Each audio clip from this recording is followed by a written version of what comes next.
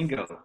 Bingo. Welcome to the Future of Business in Holly Springs, here hosted by myself, Justin Minott, with the Enlightrepreneurs, and Dave Gold, my business partner with the Enlightrepreneurs.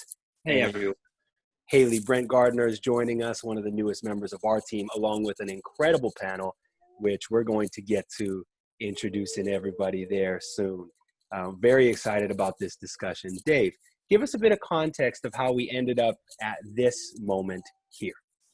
Well, I won't roll back to the beginning of time. I'll just roll back to where Chris came into our lives, which we were doing another event on kind of the future of work. It was shortly after there was some opening up of people going back to work, and reached out to some co-working groups and reached out to Chris. Actually, Chris reached out to us, I think. And we got Chris on a podcast, and probably within 15 minutes, we realized we were all from the same planet. There were just a lot of similarities in values and personality of what we're trying to accomplish and our love of entrepreneurship and helping other entrepreneurs. So we just started jumping in, did one event with you when you were launching your place. And again, congratulations to Amber for joining the family, being part of the group. I don't know when she gets her merit badge, but thumbs up for her. And we're just continuing to find ways that we could support each other, and right now in support Holly Springs and the entrepreneurial things that are happening there.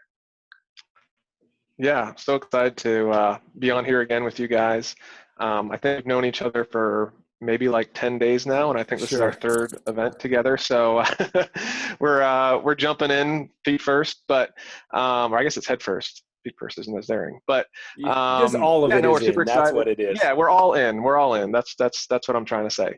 But yeah, we're super excited about it, and super excited about the things that you guys are doing. And it's just nice to meet some other entrepreneurs and business leaders that share the same passions that we do. I love it. So now, Chris, talk a little bit more about this event and what we're hoping to get out of this time with this heavy hitter group of panelists that you've brought together, and give us just a real brief of who's joining us today. Sure. So the event, The Future of Business in Holly Springs, kind of the title says it all. But we have several people here with us today that are all business leaders in Holly Springs, people that are really passionate about Holly Springs, passionate about the local business community, passionate about small business. So we have my brother, Jon Harol, who I know you guys thought he did not exist, but he's here today to prove that he's a real person. This is great. We have, This is really something. It debunks a lot of theories I had, John, so I just want you to know. That's right. We have Amber Foster-Smith, who's with us today as well. She has a few different businesses that she runs. I don't even want to try to attempt to explain it all. I'm going to let her do it when she joins us as well. And then Jon Dalpe, who is the CEO of ASI North Carolina, one of the great business leaders in Holly Springs, and done some really cool things to advance this community that I'll let him talk about a little bit later as well.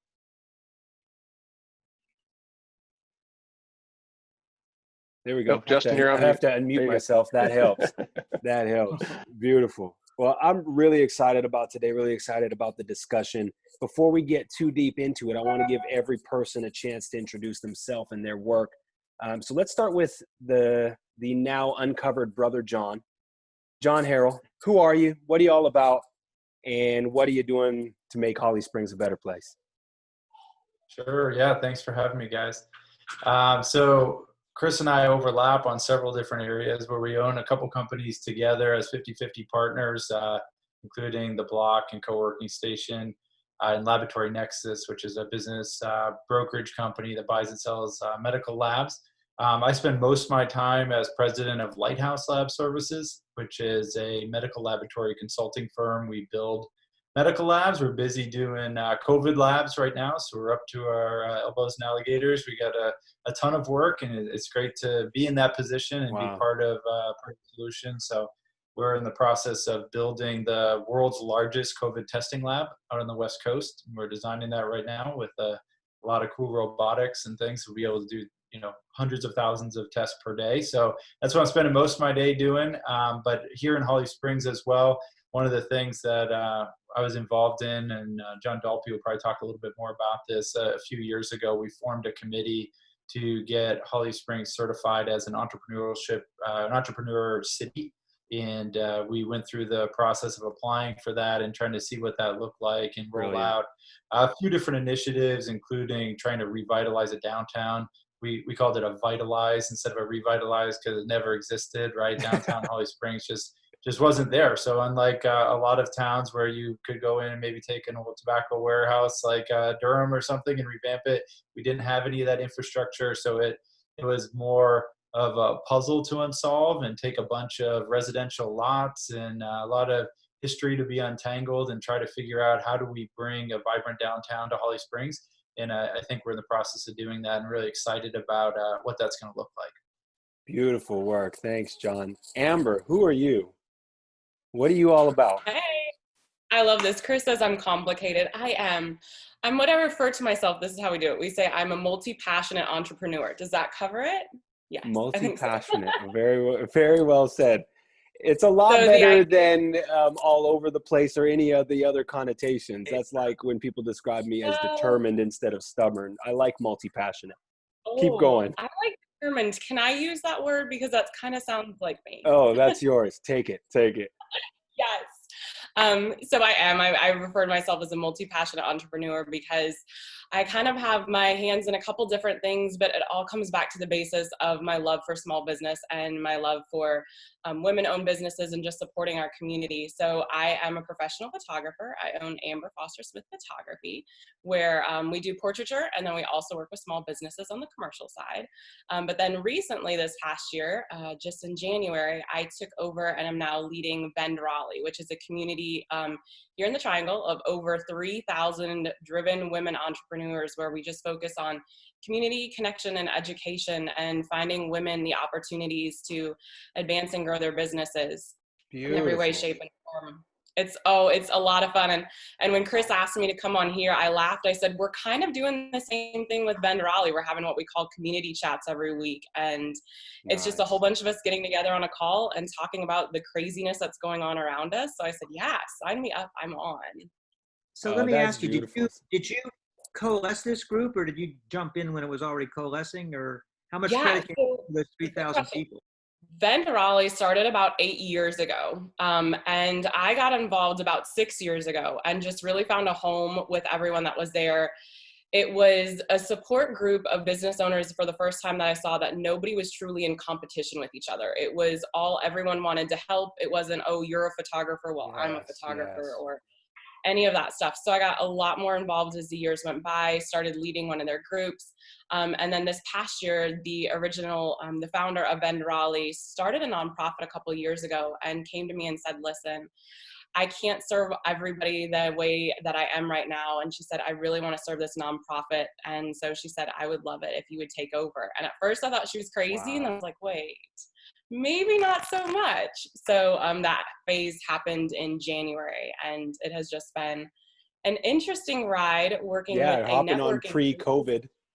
Yeah, we literally started to launch getting everything together right before COVID hit. And so I jokingly say, don't pick up a networking group that meets in person when there is a pandemic. Right. It becomes that's great advice. Yeah, that's great advice to anybody. Throw all the plans out the window because they're not going to work. Sure. Oh my goodness. Well, so glad to have you on this panel. This is going to be a great discussion. Jon Dalpe, who are you? What are you all about? So I'm actually one of the co-owners of ASI Signage, North Carolina. We started here about 5 years ago, and have been fortunate to be involved in a number of projects in the community. And then even recently with COVID-19, we actually pivoted our business and started making face shields for the Department of Emergency Management for North Carolina. Beautiful. So it's been an exciting time. We've stayed open, we've stayed busy, and it's kind of I believe it's our organization is very entrepreneurial spirit driven. And it's been a really nice time for us, even though it's been a really rough time, I think, overall in the community and in the marketplace out there. So, sure. And I was involved. I think one of the questions was, where was I involved a couple of years ago as we helped Holly Springs become a certified entrepreneurial community and get our CEC certification. My wife was also involved. John and Chris were involved on the various committees. It was about a 2-year long project. I was heavily involved in the first year, and as John mentioned, vitalizing the downtown, kind of helping to create an idea that we could have a downtown in Holly Spring that people could come down, socialize, network, be a part of, and really feel like this is not just a bedroom community, but it's a complete community. Sure. Well, so glad to have you here. That's great. And last but not least, Chris Harol. Who are you? I was assuming I wasn't even going to introduce you because everyone knows who you are, but I think it's the right thing to do. Who are you? Sure, I will be quick. As John mentioned, we own a few different companies together. One of them is Co-working Station. So right now we have 4 different locations, 3 of them in North Carolina, 1 up in the Boston, Massachusetts area. We are moving our headquarters shortly into another project that we're building. So the block on Main in Holly Springs is going to be a mixed-use building, 54,000 square feet, restaurants, businesses, office space. We're going to have a rooftop restaurant and bar. So a lot of cool stuff happening. So I'm kind of helping manage that project right now as well. Beautiful. Well, and it's just been so much fun working together and putting. It's a busy group. This is a very, very busy group. So, Absolutely. So I want to start off by asking, we got everybody introduced, right? Yep, we're clean. You're up. Okay. So I want to ask a question, you guys, and I'm going to show my provincialism about Holly Springs, because Holly Springs and entrepreneurship, for those of us who are not natives to that particular, your borders there, doesn't necessarily seem like they go together. And it's obvious, not just from what you guys have built, but how you're pivoting, just the quickness of that. So do you feel like, if you guys were there entrepreneurial roots there already that you guys are mining, or do you guys feel like you're kind of growing something from scratch? Where would you put, or how would you look at the entrepreneurial spirit there in Holly Springs? Pre-existent, or are you creating it, or both? I'll give my opinion, this John. I think that it's being transplanted, if you will. And so the history of the population of Holly Springs was 900 people in 1990, 9,000 people in the year 2000. Now we're up around 38,000, right? So the growth curve on it's exponential. And those people are coming from all over the country, and they're all bringing what worked in their towns, right? They all know, they've seen a variety. So it's super diverse compared to a normal town of 38,000. And then it just has this feeling of being like a really good incubator or petri dish for new things to start, because there hasn't been the mom and pops that normally exist in a town of 38,000 people that have been established over the last 50, 60 years. They're just not there. So it's a clean slate, and so we've seen a lot of first wave activity from the big box stores, franchises. They have the MBAs that look at spreadsheets and growth charts and maps and disposable income, and they're able to very easily see the potential there. That the average income in Holly Springs is the highest in Wake County for disposable income. There's just a lot there. It's growing super quick. The homes under approval, I think there's another probably 6,000 people going to be moving here once those homes are finished. So you just have a lot of growth happening. And so it puts the wind at your back, is what I always say. Like, if you were to start a business here compared to other places, we moved down from up in New England, where in Connecticut, the population was going down every year in the town we were in. And so to me, that meant if you have a local retail business, it got harder year after year to survive because you had less customer pool, right? Whereas you come here and they're just adding customers day by day into your community, and you almost can't help but succeed if you have a viable product, right? So if you put something out there, you got the wind at your back. It's just a great atmosphere for launching business. And then there's a lot of other people doing similar and very positive about the town. And so I think there's just a really positive energy about it that's unlike any other place that I've seen. John Dalpe, what's been your experience with that? Well, my experience and as really complements what John's saying, what John without the H is saying, and now John with the H is saying, is that it really kind of started, I think, with the town. And the town created an atmosphere that was very pro-growth, pro-entrepreneurial spirit. But at the same time, they paid respect to the roots of this community. They were one of the first towns in North Carolina to have their own economic development group. And it was very, it was, you know, a thought leading on, you might even say that they were on the bleeding edge of doing it. Now other towns have followed suit. Sure. And have created their own economic development organizations outside of the Chamber of Commerce. So the Chamber works well with the town.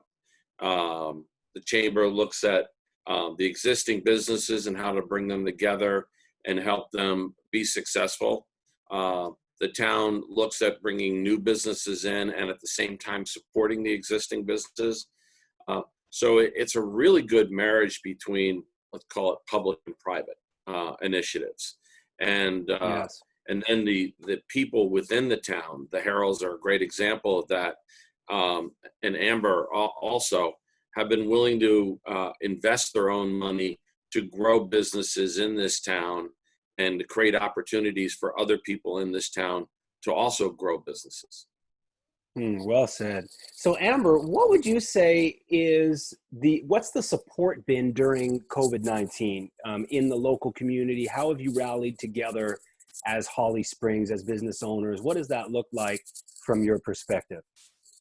Yeah, I think going off what the other guys were saying too, is that we moved here, oh my goodness, like 10 years ago. And when we came to Holly Springs, there wasn't a lot. And so, I mean, I grew up in Cary, so I knew what Holly Springs was. I mean, we were right around the corner. But the amount of growth that's happened with small businesses over the last, 5, 6, 7 years is astronomical. And I think that's attributed to the fact that if you get down to the basis of it, when people want to start a small business, like, let's be honest, it's terrifying. The idea of putting your heart out on a limb, both, your heart, your finances, all of those things are scary. And I think the one thing that Holly Springs has done is really supported the small business owners in literally any way possible. It was almost like once you started seeing more small business owners coming out of the woodwork, it was like, well, if they're doing it and they're succeeding, like, I can maybe do it too. And then there is this amazing community of people who supported one another. So, all of a sudden I had a fear in my business. I'm like, I don't know what to do. And I said, oh, you know what? I know exactly who to call up my friend and say, hey, what did you do? And without hesitation, she's in the middle of cooking dinner and says, this is what we did. Try this, do this. Wow. And that's really the community that's been created around here. And then not only for supporting the businesses who are already established, but then starting new businesses. You look at the launch program that we have here in Holly Springs, and it's just incredible. The idea that somebody comes and says, hey, I want to start a business, but I know nothing. And the launch program sits down with them for weeks on end and says, okay, this is how you do it. This is how you do it right. And this is how you set yourself up for success. I've worked as a part of the mentoring side of launch for many years. Sure. And since we started. And it's is that a free program for people, or what's the cost? It's free? Free. Wow. Yep. So it is a joint effort, and don't hold me to this, guys, through the town, Wake Tech, and is there one other organization that's in it? Is it just the town and Wake Tech? You got it. I'm not sure. I can't help you there. Sorry. But that program, it's free. So literally the entrepreneurs are just asked that they need to set aside the number of hours a week, which it's a lot. And I think it's maybe 8 or 10 weeks that they go through this. Mm-hmm. And once they graduate, they're then paired up with a mentor for 6 months. And then the mentors, we meet with our mentees every 2 to 3 weeks for 6 months. And in my case, I still meet with my mentees afterwards. But I think that really speaks what a beautiful culture. Yeah. So then when you look at things like when COVID hits, all of us are panicking because, let's be honest, we're not the big companies that are over on the other side of 55. We don't have humongous cash reserves. We're worried about what's going to happen when they shut our doors. Can we feed our family? What are we going to do with our kids? Like all of these things. And so I think that network and that support of the community that was already there just became easy, because when things started happening, I went to NC State for brand management and marketing. So I literally started reaching out to everybody now. I'm like, okay, you know, do you have a website that can handle this if you have to go online? Like, what can we do to start talking to your customers? And a lot of us just literally reached out and said, this is what I can help with. How can I help you? How can I help you? And so as scary as it was to shut down, and I think a lot of us were terrified, the town then rallied around. You have Holly Springs started the Angel Fund, which I know the block is it Block or the co-working station? Guys, don't hold me to it. That you guys are matching the donations to the Angel Fund. And basically it's giving small businesses a grant to help them through. Because, you know, people that are in either spaces of pivoting or changing or just starting off, you look at people at Town Hall Commons that just opened in December, and all, you know, a lot of those businesses went in November and December, and all of a sudden it's like, just kidding, shut your doors, you're done. And so I think it was just the community really rallied around. Did we all struggle for many weeks? Yeah, but I think it was the fact of we knew that we weren't alone in the process, and we had people that were equipped to help us through that, which is what's getting most of us all through this. So I'm listening with his ears. I'm trying to figure out, you hear, you guys doing like everything right. Okay. It seems, I realize you're not doing everything right, but let's just say you're doing all the right things. How about you're doing all the right things? We can go with that, right? But there's somehow, this had to land on fertile ground, right? That you could do all these things in the town, one town over, one town up, right? And they just wouldn't land. But what is it do you think about your town that enabled this to take root and for this to actually come together and create this real community that you're talking about? Yeah. I think, the town itself, I think, has just always had this entrepreneurial spirit to it, where, and, you know, a big credit to the leaders of this town to be, you know, forward looking and realizing that we're in an area where there is high growth and trying to attract the right people and the right companies to the area. I think one thing that's kind of unique about Holly Springs is what has kind of helped, you know, spur a lot of this growth is they really position themselves to be this, like, the perfect family-friendly area, the perfect place to raise a family. And I think you're not even allowed to move to Holly Springs if you don't have at least 2 kids. So it is, but it shows through in the business community as well. You just see that it's not this cutthroat corporate type feel here. You go around to the local business leaders, the local businesses, and you feel like family there. It's very friendly. It's not a competitive environment. It's a very collaborative environment where people, all the business leaders are kind of rooting for the other ones to succeed, and when we're all in it together. And it's been amazing to be a part of. That's so beautiful. Yeah, and I did want to maybe just touch on a little bit more on that Angel Fund that Amber had brought up as well. So the Chamber of Commerce, to their credit, they've been a great partner for this town, and they launched the Angel Fund, I think about 6 weeks or so ago. And through that time, they've raised, they're approaching about $45,000 now. That is all going to be money that's going to be given back to local businesses to help support them through this time of need. So I know they have their second group of people that they're going to be donating to coming up on June 1st. So it's exciting to see how that's all going to work together. But what I've been really encouraged about through all this is I've been you know, kind of part of this whole program and seeing who are the people that are supporting this program. And I would say over 90% of all the donations that have been given are all other local business leaders supporting other local business leaders. Wow. So it's really cool to see the local business community supporting each other in it. So that's been encouraging, although I do want to throw out a little bit of a challenge. If you're not a local business leader, but you're a consumer out there, we'd love your support as well.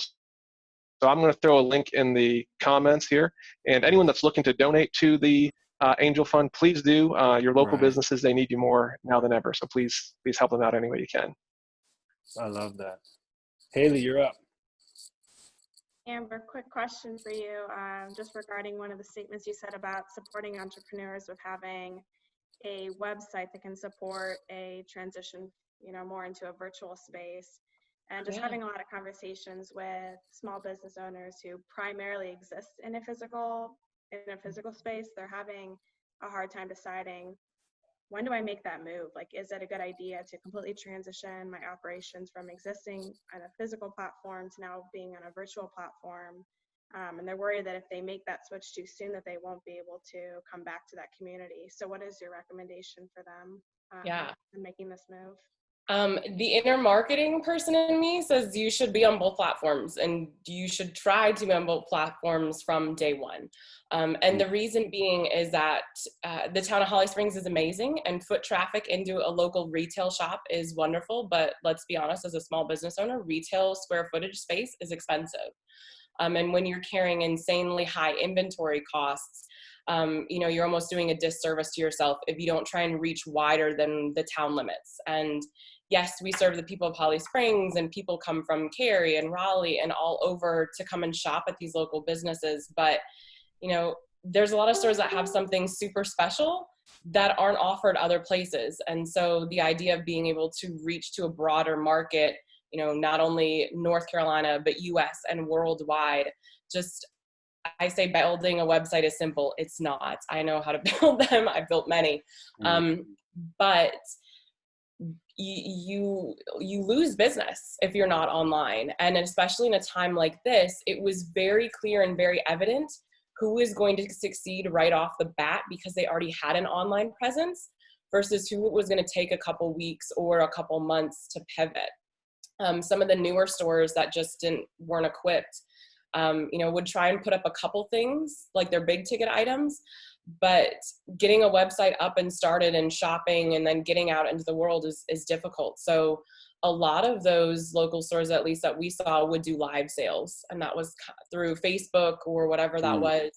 And that was kind of the in between, or they were doing virtual shopping. So if you can't physically come to the store and we don't have a website available for you, call us and we can video you through the store and show you what we have. That's creative. Yeah. And it was, for some businesses it really works and for some it doesn't. But I think that was the thing, is that once one person tried it, somebody else said, oh, that could work for me. And they tried it. And if it didn't work for them, then they pivoted to try something else. That's honestly the heart of an entrepreneur. Like, if one thing doesn't work, we're stubborn. No, what did you say? We're resilient. Right. We are resilient and determined. That's the one. That's my mama called me determined. Yes. I'm sure my mom used that phrase. A quick piece of housekeeping before Dave asks his next question here is, for anyone listening on the live Facebook chat, please put your questions in the comments on the co-working station page. So just if you have any questions for the panelists, anything specifically, or something that you want to put out to the group, please put your questions in there. Just a quick housekeeping item. Dave, what you got? I've been wanting to ask a question to the Johns. I've just been trying to wait till I get one that actually would capture all the Johns on here. So I think I got it. It has to do with, Amber, you mentioned it too, but you talk about pivoting, which, entrepreneur this time, and everyone wants to do it, but both of you have, and I know I'm not leaving you out, Chris, I'm just going over this side because John mentioned it. So I realize that you're the brains of the outfit and he's your imaginary brother or whatever. Oh, but you're not a John. So that's why I'm doing this. But John, so you both really pivot. I mean, you're doing COVID clinics, which didn't exist 2 months ago, right? And John, you're talking about going to mass, which wasn't a need. So, I mean, just talk kind of just generally about what is that mindset? Tell me what that pivot mindset is, and maybe some of the practical things to consider when you're applying that mindset. Go ahead, John. All right. I think we've had to pivot. We've been doing this for almost 17 years now that I've been in business, and the way that it's always unfolded has been a response to just listening to needs, right? And so just keeping your ear to the ground. You hear some chatter, and if 2-3 customers have a need for something, then there's more out there, right? And so just knowing what that need is, and an example of that would be COVID testing labs. We knew that there's not a good solution, right? So there's a need, there's not a good alternative. Let's come up with it. Let's put it together and package it. For employers, we just rolled out an employer subscription plan for $100 a month. You have all your employees tested every other week for COVID, and we put a doctor's order behind it. We send a specimen collector out to take the swabs. You can do it when you're asymptomatic. Just solving a problem together. We got 150 million people that need to get back to work in the U.S., and we need to remove that barrier and that hurdle. But it is just seeing a problem, thinking about it. Once you state the problem, it's a lot easier to solve. Throw it on the board and think about it. And it's not rocket science to figure it out once it's been clearly stated. And so we're always looking for that. Is this a problem worth solving? Is this a problem that it makes sense to solve and you can financially make it make sense to solve? Then let's go after it and put together a solution, and then not be tied to it either, that if we need to iterate, we're probably not going to get it right first time out. So we'll throw something out there. We threw our WorkSafe program, which is the COVID testing for employees for employers that have 500 or more employees. We threw that out there at a different price point, a different frequency of testing, a different iteration of that. Got feedback, adjusted, corrected. Same thing, the block. We built and had a design put together for the building of the block. We crowdsurfed that with the residents of Holly Springs. They hated it. It says the ugliest thing they ever seen. We went back and we adjusted, and I think it's better to do that. Your pride will want to let you hold tight to your idea, but you're going to go down with the ship. And so I think just holding things loosely, listening. You got 2 ears, 1 mouth. Listen more than you talk, and then hopefully you'll come up with a solution that catches traction in the market. Well said. Okay, John with an H, what do you think? So for us, we were sitting here looking at what was happening and what the needs were. Again, looking at needs in the marketplace, and it was obviously this huge shortage of personal protective equipment, PPE, and we looked at. I have a full 45,000 feet of manufacturing capacity in the back. Metal shops, paint shops, assembly,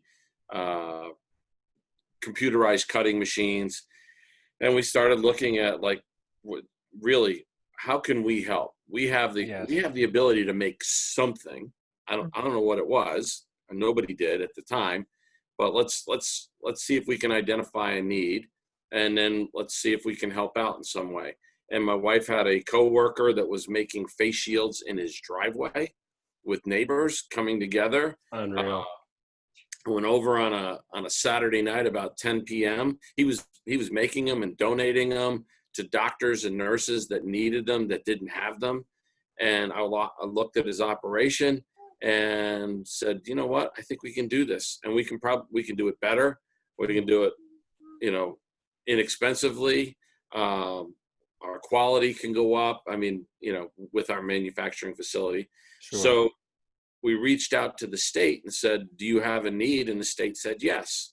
So that got us in business making face shields. Right. But when we got that contract, we also looked at other Holly Spring businesses and other businesses in North Carolina that we could partner with to do this. Sure. So there's a printing shop down the street from us, Make an Impression.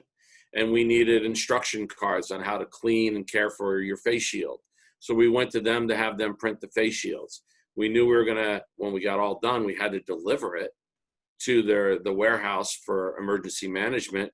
And so the local moving company, 2 men in a truck that's right here in the business park with us, we hired them to go ahead and do the deliveries. We reached out to a foam manufacturer in Knightdale, North Carolina. We don't have one in Holly Springs, or I would have reached out there, but they made the foam. So we bought as much as we could from North Carolina suppliers and local businesses that could help us and partner with us to do this. And then we even went out and we hired people that had been furloughed or were unemployed, and we gave them a chance to come in and do the assembly of the masks. So we ended up at one point with about 20 individuals in here assembling and putting them together. Beautiful. We had to, obviously have thermometer testing for each person as they came in each day, hand sanitizers, gloves, masks, so on and so forth, because we had to deliver a clean product, right? A sanitary product. Of course, yes. And we did all that, and that was our pivoting to address the demand. We've expanded it further. We're now making sneeze guards to go on bank counters, so that people can, go do their banking or meet with their banker and still be protected. We've got a golf cart company that wants us to come up with a shield so people can go play golf and Interesting. sit side by side in the cart and have some degree of protection. But it's really it kind of is a testament, I think, to what we do here in Holly Springs. I mean, whether it's John and Chris or Amber or the guys down the street from me, everyone's looking to do something to help contribute and identify a need in the marketplace and then go ahead and fill it. That's what I'm hearing. There's such resonance between all of your answers. You're listening well. You are actively responding to real needs and not just how do we make a buck. It's no, how do we serve? And then can we serve sustainably? I want to add one thing that may not show up in the business plans. You're just all good people. That's what's really obvious. You know, you're smart people. You got the right stuff, but you're just good-hearted people too. I don't think, and I just want to acknowledge that and thank you for that. So, Chris, let's pivot this in a different direction here. We're coming over the hump of coronavirus as far as cases being added and some of that. Where do you see this thing going now as far as business in Holly Springs and beyond? What do you think the next phase of business actually looks like?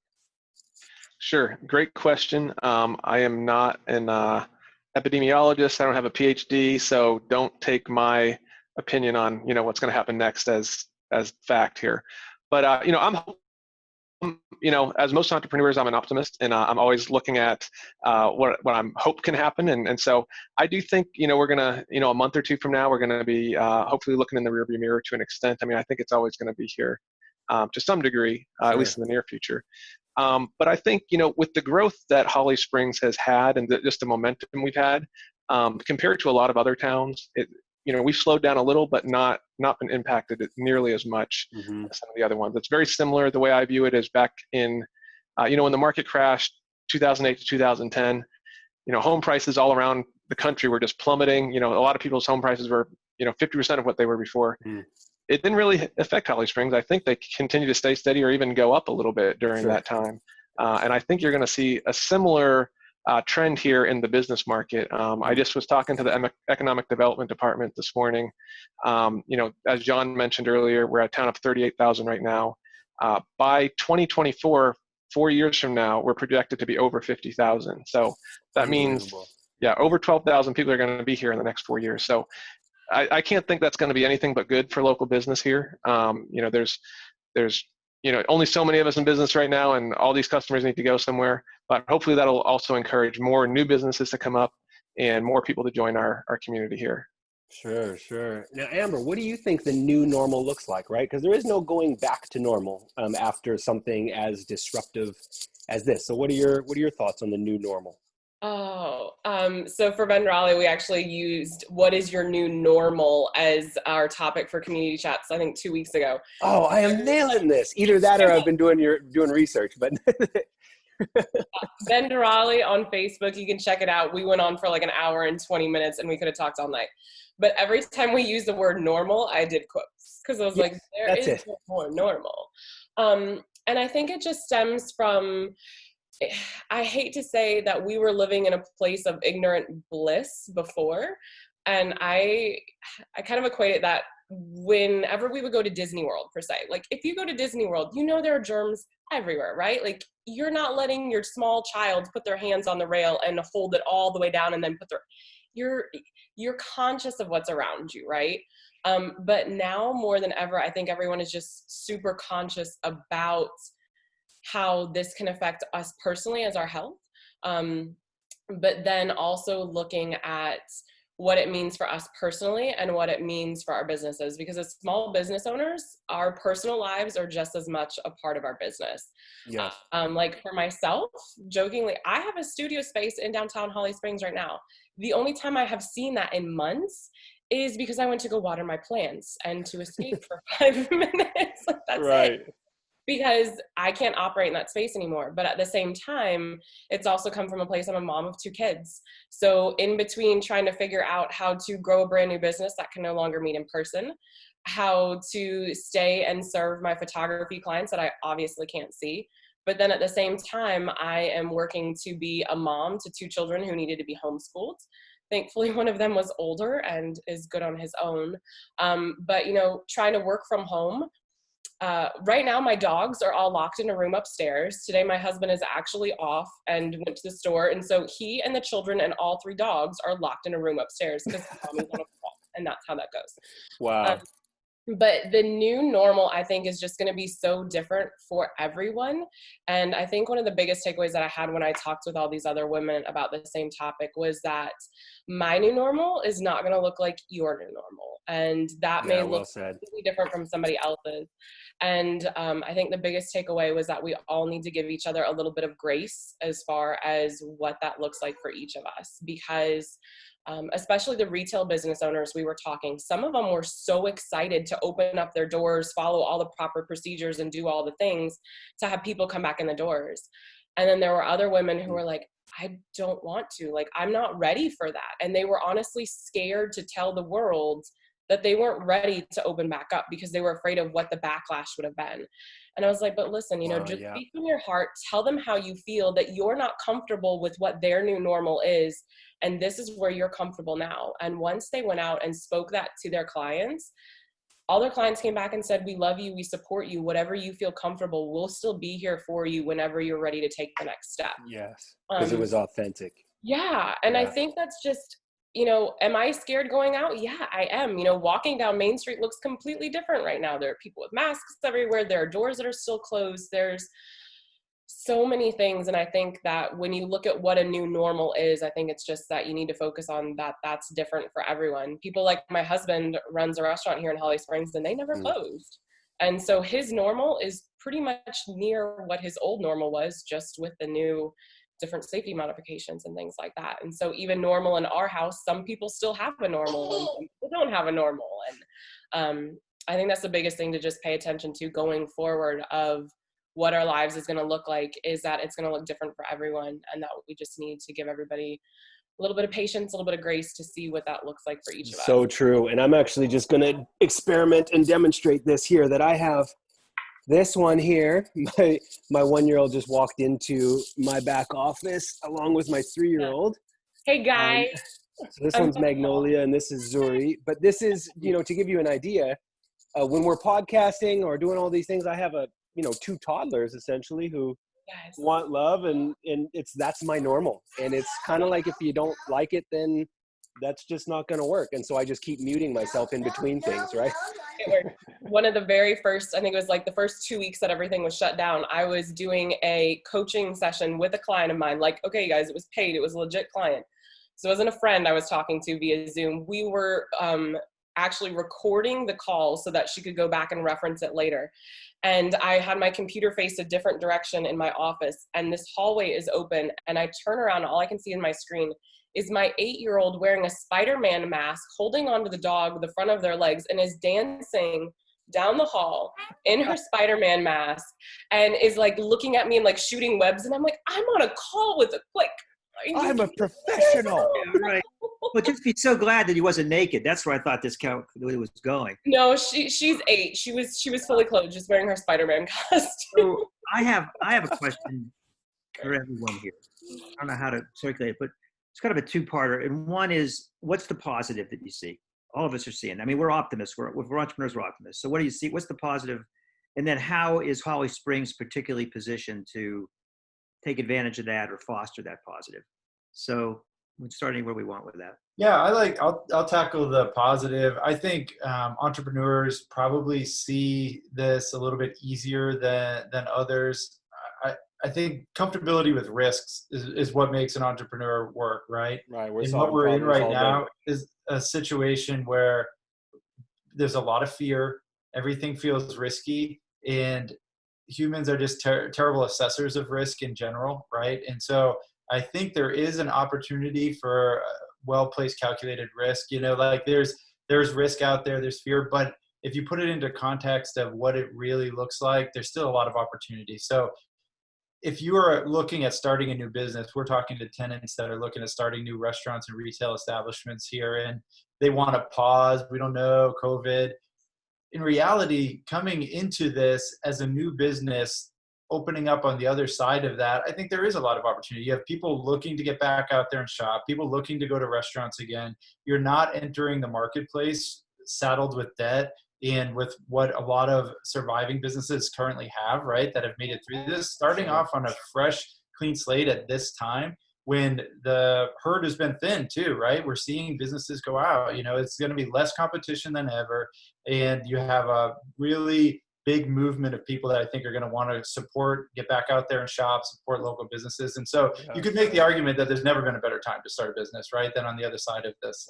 So I think there is opportunity. It feels scary, but I think it's similar to that keep calm and carry on happened in World War II in London, right, where people eventually get desensitized. It was very scary, the risk, and this is a real situation. I don't mean to minimize it, but we're eventually going to come to grips with that, and we will carry on, and life will get back to some sense of a new normal that I think will include people going out and going to businesses. For me, I agree with all that. I think the other piece of that is we're going to look for ways to support one another, probably like we've never done before. Every day, I mean, it's simple, but every day I look for some business in Holly Springs to go buy my lunch from, right? That's what I did before. If there's a place that's open, that's serving lunch, I'm going to go support them because if they're there, they need the money probably more than ever right now, since their business has declined significantly. But I think all the businesses are going to look to find ways to support one another, especially here in Holly Springs. I mean, as John and Chris, as the block goes up, obviously, every chance I personally get to support their business, I would. Town Hall Commons right next to them. There's a number of restaurants that are open. As soon as they opened, I found out, let's go ahead and support them. I think that's what we're going to see here in Holly Springs is more of a coming together as we come out of this to support one another than probably it was great before. I think it'll get exponentially greater going forward. Right. Because we're only getting out of this together. That's the only way that we got to do it. I love that. Any other comments on that question? And then I want to take a few of the questions from the audience as well that we have coming in on the Facebook live feed. But any other comments on that? Just one comment to echo what John Dalpe said. That was kind of what I was thinking. But even not so much just even coming out of it, but even right now, I've just seen with the local business community, just people coming together and supporting each other like I've never seen before. So it's been great. That's been a good positive thing that's come out of this is I think it's kind of like almost like your business neighbors, you've gotten to know them better. And I know even just in my neighborhood, I've gotten to know my neighbors better. All of a sudden, we're all at home together. So I think there's some good things to come out of it. And then as what Jon Harol was saying, in some ways you can make an argument that there's never been a better time to start a new business. So with that being said, we actually had a cool announcement to make. So I'm going to turn it over to Amber to tell us a little bit about what that might be. So I was just going to talk about how much business owners love the community and how everybody misses hanging out with their friends. But yeah, so speaking of new businesses opening up and expanding, I am super excited to announce that we have signed our lease and we are moving into the block. Nice. When my husband and I moved here to Holly Springs, we just absolutely fell in love with the town. And so when it came time for my photography business, we wanted an office space. I found a place in downtown Holly Springs, fell in love with it, and they joked, they're like, oh, it's not available anymore. We forgot to take down the listing. By the way, places in downtown only last about a day and a half. Good luck. And about a year later, a spot opened up, and it just came from me being determined, Justin. Very good. That I refused to take my business outside of this community. And so when it came time for us to grow and expand, the same thing was like, well, where am I supposed to go? Because I'm not moving. And somebody was like, oh, there's a spot in Apex. And I'm like, love Apex, but like, this is home to me. And so right now, when I found that space in downtown, I walked in, I fell in love with it. And I said, oh no, it's twice the size of what I wanted. But I immediately heard from all of my friends that, hey, like, I wish I could have a space like this, but I can't afford it, or I can't deal with the overhead of having my own space. So what we did with that studio space was we turned it into a co-working space for creatives. And the idea was that we invited other photographers and videographers to come in and use the space. And we had a couple desks that people could come in and work with and meet with clients. And over the last couple of years, that amazing space has served us and so many small businesses in this community well, that we started dreaming and looking a little bit bigger. And the joke of when I took over Brengartner and I said, "You're crazy." But once we were looking at a bigger space, I always wanted to have a community, a real true community within that studio space. And so it was like, why not bring on the community that I've already loved and supported and has loved me for so many years? So we're going to be moving our photography, videography, and creative co-working on over to the block. We have signed, we're going to be upstairs. We're actually taking 2 spots. Nice One work. is going to be about 1,000 square feet of just wide open space. And it's where we'll be able to photograph, video our clients. I'm also a big educator. I love teaching. So we'll be holding some of our workshops and things there. And Brengartner, it'll be the new home for Brengartner too. But then attached to that, we have about 700 square feet that will be our co-working space, where we'll have desks and just community space for people to come and hang out and collaborate. And the idea with it is it's a little different than what they are doing at the co-working station. This is why I'm so excited, because we literally have 2 completely but very similar opportunities for businesses in Holly Springs to grow and thrive within the block.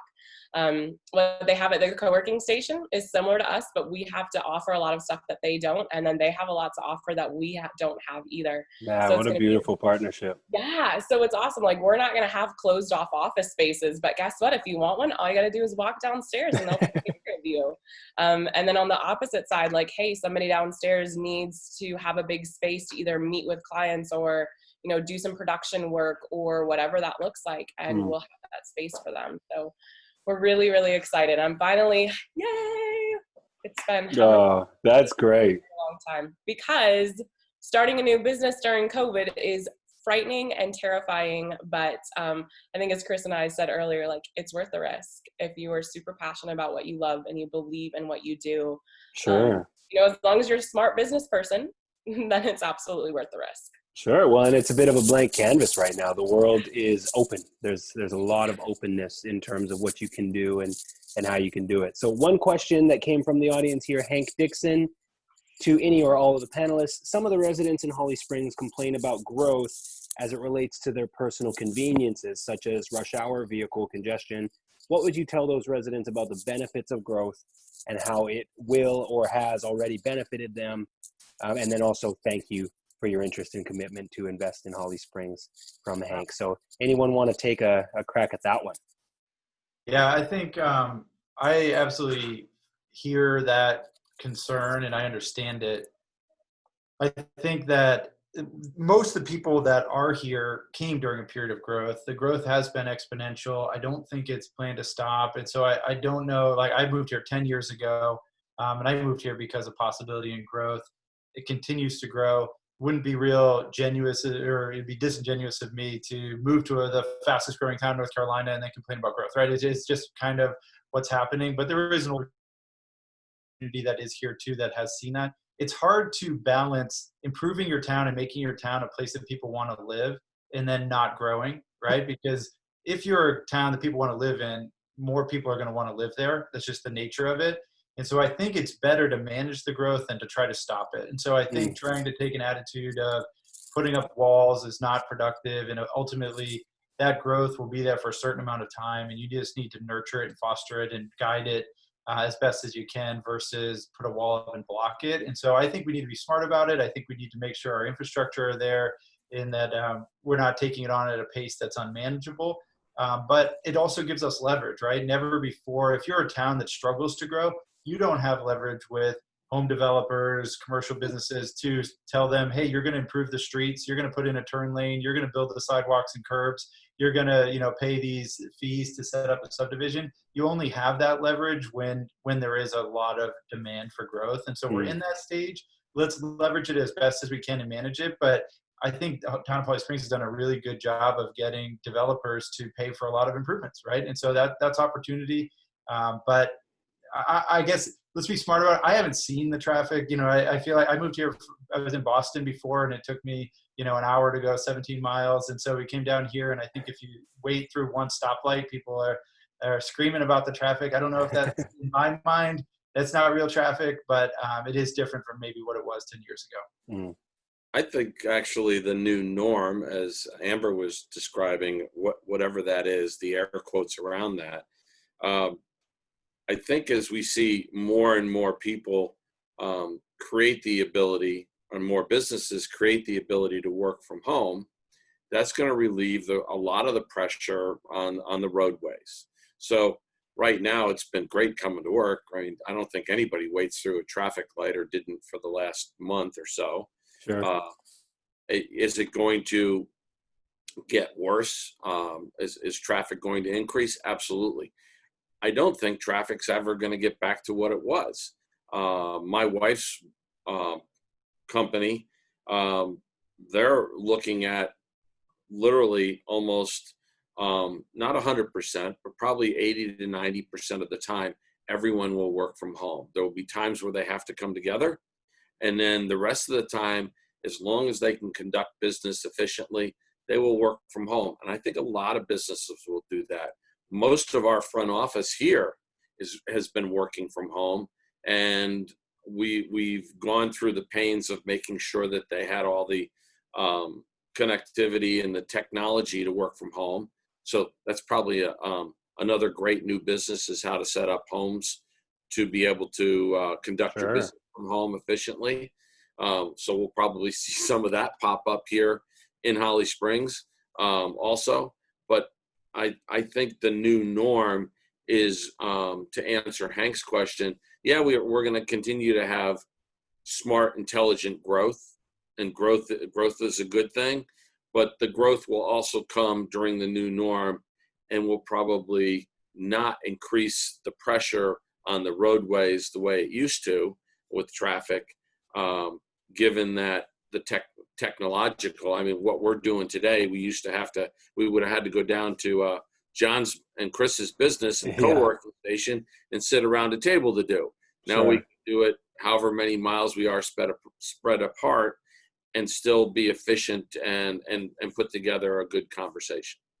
Yeah, beautifully said. Well, and it's really interesting. I think the entire workflow is changing right now. We just had a podcast episode with these guys who run a company called CoWorks, which is basically helping alternative type of co-working spaces organize, because the technology is actually behind this demand for new types of workspaces. And so even the work from home, it's really a flexible work more than just where you work, but people are wanting more and more. Very few people actually want to go back to their original situation. And so I think we are going to see a big shift in that space. And John and Chris, I should connect you with these guys. They're really, really sharp, and I think could benefit your space if you haven't already connected. Yeah, we use CoWorks. They're the app of all of our co-working spaces. That's awesome. That's awesome. Yeah, they're just wonderful. Yeah. All right, Dave, over to you. Land the plane. Oh, well, guys and girls, everyone's. So this is great. Again, I mean, it's happening really fast, and I don't know if it's a tribute to Holly Springs or you, but whatever. It just feels so natural to be together with you, and I just see so many opportunities. My entrepreneurial mind is just going nuts in terms of the things we can do together. So I'm going to ask everyone just to stay on for a minute after we're done recording, because I just can't. I'm incorrigible, very determined, very stubborn. But anyway. But thanks to all of you just for your heart and for your wisdom and for what you're doing for that town. And what you're doing for that town will definitely bleed out beyond that town, because you guys are just models for how you can build successful, intelligent, heart-filled, prosperous businesses. And so thanks a lot for that. Well, thank you guys for hosting us. Appreciate it. Yes, absolutely. Thanks for having us.